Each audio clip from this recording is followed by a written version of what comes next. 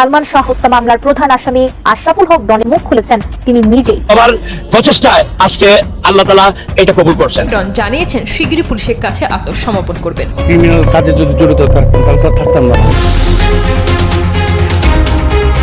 এদিকে আজ সালমান শাহর স্ত্রী সামিরা এবং ডন আত্মসমর্পণ করে সবকিছু তারা নিজের মুখেই স্বীকার করে সালমান শাহর বিষয়ে। এই নিয়ে এখন দেশবাসী অবাক হয়েছে, অন্যদিকে উপদেষ্টারাও নতুন অ্যাকশন নিচ্ছে।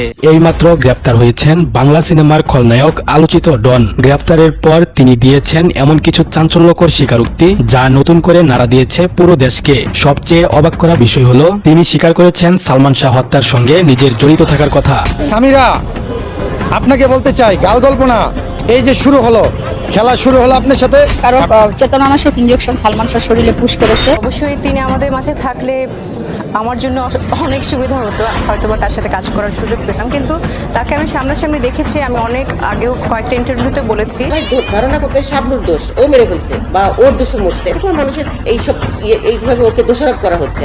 এই সমস্ত অভিযোগ আপনার আমলে নেওয়ার জন্য এই অভ্যন্তরীণ জবাবদিহিতা বৃদ্ধি করার প্রয়োজন আমরা অনুভব করছি। সালমান শাহ হত্যা মামলার আসামিদের দেশ ছেড়ে পালানো ঠেকাতে ইমিগ্রেশনে চিঠি দিয়েছে। সালমান ভাইয়ের একটি সিনেমা প্রচন্ড ভালো লাগতো, জীবন সংসার, যেখানে তার অ্যাক্টিং, তারপরে তাদের যে রোমান্টিক সিনগুলো, ডায়লগগুলো এতটা। আসসালামু আলাইকুম দর্শক শ্রোতা, আশা করছি সবাই ভালো আছেন। আলহামদুলিল্লাহ আমিও ভালো আছি। দর্শক শ্রোতা, অবশ্যই নিজ বাড়ি থেকে গ্রেফতার করা হলো সালমান শাহ এবং ডনকে।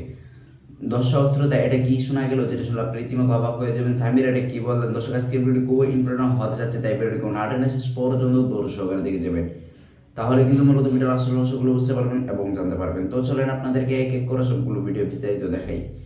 তার আগে আপনাদেরকে ছোট্ট একটা রিকোয়েস্ট, যারা আমাদের এই চ্যানেলে নতুন আসছেন এখনই চ্যানেলটা সাবস্ক্রাইব করে পাশে থাকা বেল আইকনটা বাজিয়ে দিয়ে, তাহলে এরকম নতুন নতুন আপডেট ভিডিও দেখতে পারবেন। তো চলেন। সালমান শাহ হত্যা মামলার আলোচিত আসামি সামিরাকে গ্রেপ্তার করা হয়েছে। গ্রেপ্তারের পর তাকে রিমান্ডে নেওয়া হলে জিজ্ঞাসাবাদে উঠে আসে বেশ কিছু চাঞ্চল্যকর ও গোপন তথ্য, যা আবারও আলোচনার কেন্দ্রবিন্দুতে নিয়ে এসেছে সালমান শাহকে ঘিরে রহস্যঘেরা ঘটনাগুলো। রিমান্ডে সামিরা দাবি করেন কিভাবে পরিকল্পিতভাবে পুরো ঘটনাটি ঘটানো হয়েছিল এবং এখানে কারা কারা জড়িত ছিলেন। এমনকি তিনি সালমান শাহর মা নীলা চৌধুরীর বিরুদ্ধেও কিছু গুরুতর অভিযোগ তোলেন। তাহলে আর দেরি না করে চলুন শুনে নেই আসলে কি কি চাঞ্চল্যকর তথ্য উঠে এসেছে সামিরার জবানবন্দিতে। উনি আসলে মেনে নিতে পারেন নাই যে ওনার ছেলে, তখন তো ইমন সালমান শাহ হয়নি, তখনও কোনো ছবি বের হয়নি। হ্যাঁ, তো তখন তো সালমান শাহকে দেখে বিয়ে করেন? একদমই না, আমি ইমন মানুষটাকে দেখেই বিয়ে করেছিলাম এবং ইমনকে পছন্দ করেই বিয়ে করেছি। এটা তো আর একতরফা, যতই আমি বলি যে ইমন আমাকে এসে নিয়ে গেছে, এটা করেছে ওটা করেছে, আমার ইচ্ছা না থাকতো তো ইমন আমাকে নিয়ে যেতে পারতো না।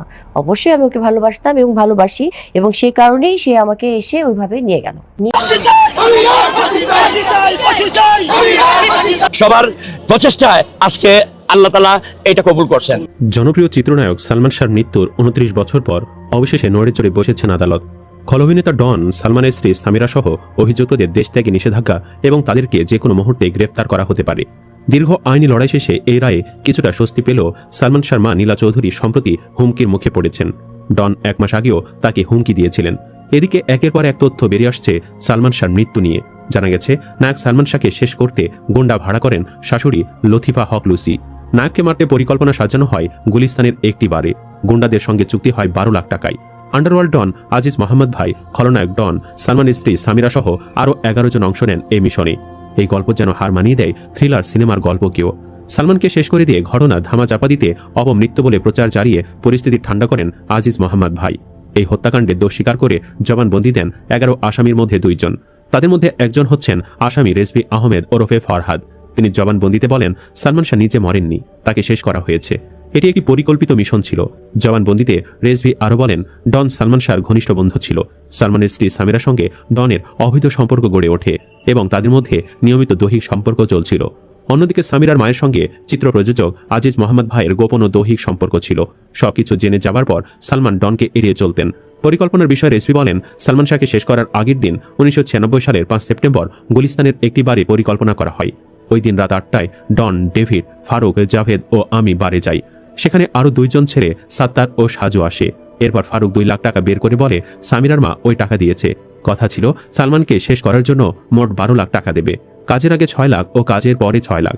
রেজভি আরও বলেন এরপর ওই রাতে বার থেকে এফডিসি এসে শুটিং শেষে পূর্ব পরিকল্পনা অনুযায়ী রাত 2:30টার সময় আমাকে সালমান শাহর বাসায় নিয়ে যায় ডন।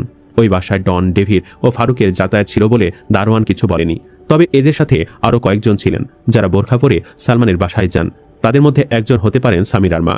সালমানের মা বলেন, 29 বছর ধরে আমি বলে আসছি আমার ছেলে নিজ হাতে জীবন শেষ করার মতো ছেলে নয়। তিনি আরও বলেন, আমরা খবর পাই আমার ছেলে অসুস্থ, কিন্তু আমরা যাওয়ার পর বাসায় ঢুকতে দেওয়া হয়নি, দীর্ঘ সময় অপেক্ষা করে রাখা হয়েছিল। এরপর তিনি কয়েকটি প্রশ্ন তুলে বলেন, সামিরার মা 5 সেপ্টেম্বর কেন ঢাকা এসেছিল? সালমানের বিল্ডিংয়ে মৃত্যুর একদিন আগে একটি গাড়ি আসে, বোরখা পরে সেই গাড়িতে কারা ছিল আমরা পরে শুনেছি। এগুলো তদন্ত করলে সব বের হয়ে আসবে। আমার ছেলের সাদা কাপড়ে রক্তের দাগ ছিল, কিন্তু গলায় কোনো দাগ ছিল না। পোস্টমর্টেমের বাহানা করে আমার ছেলে দেহের অঙ্গ প্রত্যঙ্গ কেটে নেওয়া হয়। 1996 সালের 6 সেপ্টেম্বর মাত্র 25 বছরে রহস্যজনক মৃত্যু হয় ঢালিউড চিত্রনায়ক সালমান শাহর। এতদিন এ মৃত্যুকে অপমৃত্যু বলে উল্লেখ করেছে একাধিক তদন্ত কমিটি। তবে সব তদন্তে এড়িয়ে চলা হয়েছে সত্যকে, যে কারণে দীর্ঘ 29 বছর পর অভিনেতা সালমান শাহর অপমৃত্যু মামলা রূপ নিয়েছে হত্যা মামলায়।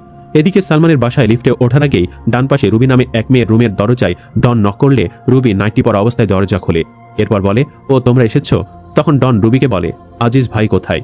বাথরুম থেকে আজিজ ভাই বের হয়ে আসে। এরপর আমরা উপরে উঠি, আজিজ ভাই 4 তলায় নেমে যায়, আর আমরা 11 তলায় নেমে সালমানের বাসায় যাই। দরজা আগে থেকে চাপানো ছিল। দরজা খুলে দেখা যায় সালমান বেডরুমে শুয়ে আছে, পাশে সামিরা নাই। তখন ডন, ডেভিড, জাভেদ, ফারুকরা মিলে সালমানের ওপর ঝাঁপিয়ে পড়ে। এ সময় ফারুক তার পকেট থেকে অজ্ঞান করার ক্লোরোফর্মের শিশি বের করে সামিরাকে দেয়। সামিরা তা দিয়ে সালমানের নাকের ওপর চেপে ধরে। ডন সালমানের বুকের ওপর গিয়ে বসে আর ফারুককে বলে, আজিজ মোহাম্মদ ভাইকে ডাকো। ফারুক তখন বাহিরে গিয়ে আজিজ মোহাম্মদ ভাইকে নিয়ে আসে। এরই মধ্যে সামিরার মা ড্রেসিং রুম থেকে বের হয়ে আসে।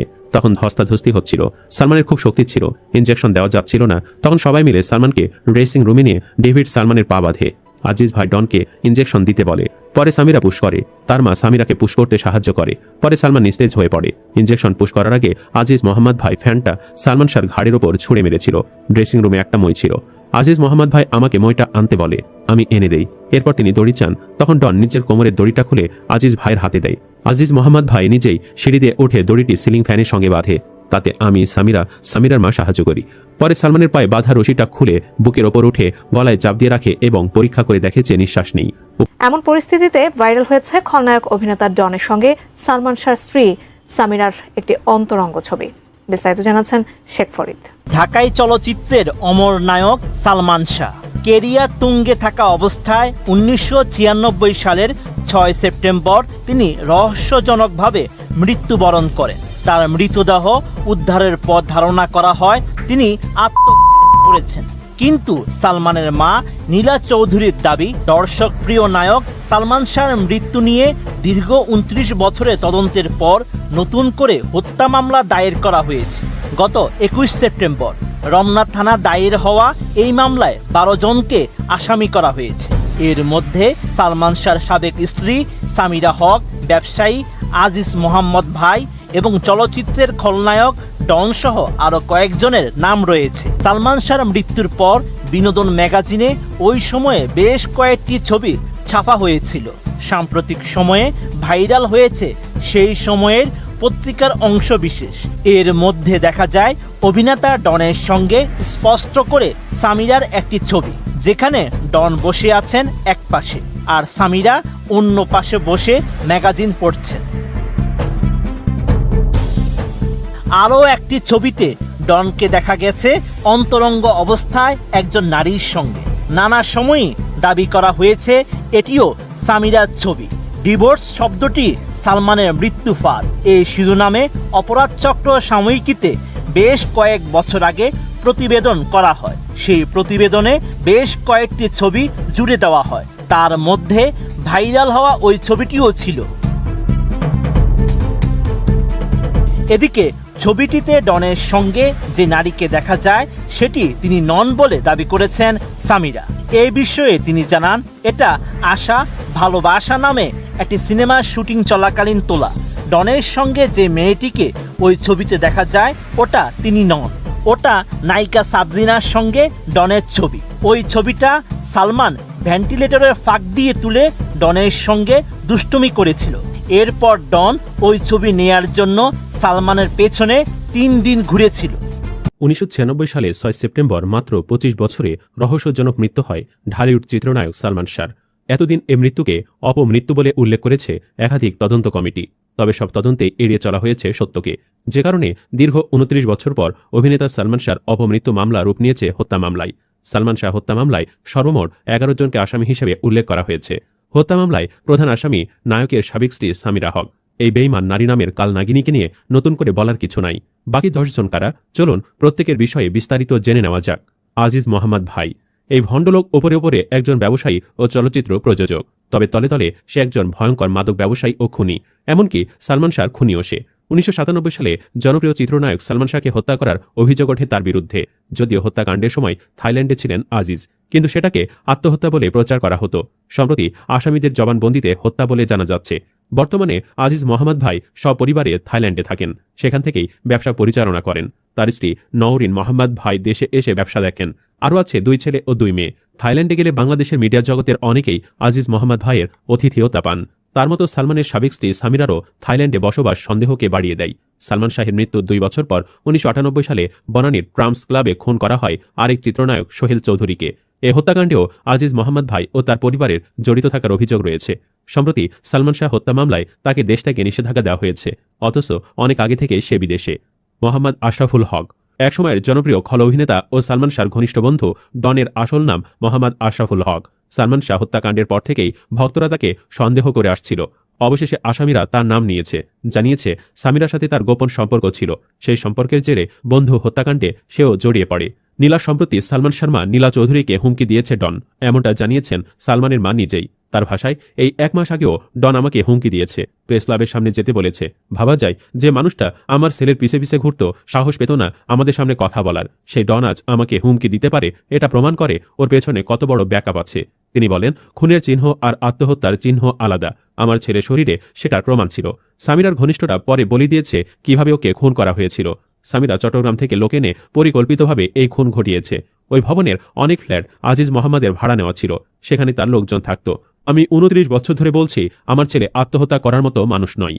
লতিফা হক লুসি সালমানের সাবেক শাশুড়ি মানে সামিরার মাও এই মামলার আসামি। আরেক আসামি রেজভি আহমেদ ওরফে ফরহাদের চাঞ্চল্যকর জবানবন্দিতে লুসির নাম এসেছে। আসামি রেজভি আহমেদের জবানবন্দি অনুযায়ী সালমান শাহকে পৃথিবী থেকে সরিয়ে দেওয়ার জন্য তার শাশুড়ি লতিফা হক লুসি কিলার ভাড়া করেন। হত্যাকাণ্ডের পরিকল্পনা করা হয় 1996 সালে 5 সেপ্টেম্বর গুলিস্তানের একটি বাড়ি। কিলারদের সঙ্গে 12 লাখ টাকায় চুক্তি হয় বলে অভিযোগ। জবানবন্দিতে রেজভি আরও বলেন যে সালমানের ঘনিষ্ঠ বন্ধু ডনের সঙ্গে সালমানের স্ত্রী সামিরার গোপন সম্পর্ক ছিল। অন্যদিকে সামিরার মা লতিফা হক লুসির সঙ্গে চিত্র প্রযোজক আজিজ মোহাম্মদ ভাইয়ের গোপন সম্পর্ক বিদ্যমান ছিল। এই সম্পর্কগুলোই হত্যাকাণ্ডের মূল মোটিভ হিসেবে কাজ করেছে। আজিজ, ডন, লুসির সাথে সামিরাও জড়িত ছিল। বাকি আসামি David, Javed, Farooq, Mayfair beauty সেন্টারের রুবি, আব্দুস সাত্তার, সাজু ও রেজভি আহমেদ ফরহাদ এরা সবাই প্রায় ভাড়াটে ছিল। তাদের মধ্যে রেজভি সেই 1997 সালে জবানবন্দিতে সব বলেছিল। ওই জবানবন্দিতে রেজভি সালমান শাহর হত্যার দায় স্বীকার করেন। তিনি বলেন, আমরা সালমান শাহকে হত্যা করেছি। হত্যার ঘটনাকে আত্মহত্যা বলে সাজানো হয়েছে। এ হত্যাকাণ্ডে সামিরা ও তার পরিবারসহ অনেকে জড়িত। হত্যার যজ্ঞে আমিও ছিলাম। এছাড়া 1997 সালের 164 ধারায় জবানবন্দিতে রেজভি জানান, সালমান শাহর মৃত্যু ছিল 12 লাখ টাকার এক হত্যার চুক্তি, যে চুক্তি করেছিলেন সালমান শাহর শাশুড়ি লতিফা হক লুসি। এই হত্যা চুক্তিতে আরও ছিলেন বাংলা সিনেমার খলনায়ক ডন, ডেভিড, ফারুক ও জাভেদ। রেজভির কথা অনুসারে 1996 সালে 5 সেপ্টেম্বর গুলিস্তানের একটি বারে রাত 8টায় ডন, ডেভিড, ফারুক, জাভেদ ও রেজভি দেখা করেন। ওই দিন সাত্তার ও সাজু নামে আরও 2 জন ছেলে আসেন। এরপর ফারুক আসেন। 2 লাখ টাকা বের করে জানান সামিরার মা এই টাকা দিয়েছেন, সালমানকে শেষ করার জন্য মোট 12 লাখ টাকা দেবেন।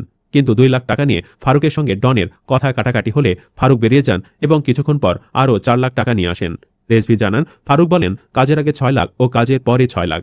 এরপরই প্লাস্টিকের একটি দড়ি, সিরিঞ্জ, রিভলভার ইত্যাদি গুছিয়ে নেওয়া হয়।